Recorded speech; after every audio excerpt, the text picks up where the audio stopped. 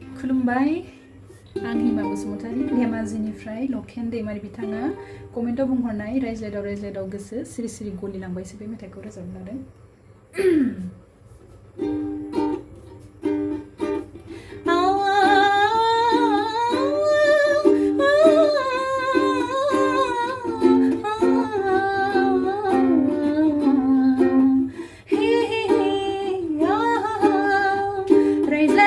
रायज्लायदाव गोसो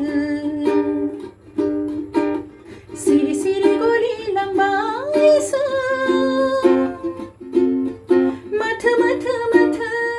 सोरखौबा सिरि सिरियै मोजां मोनबाय आंबो गोसो थोबाय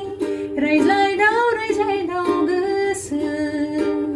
सिरि सिरि गलिलांबायसो माथो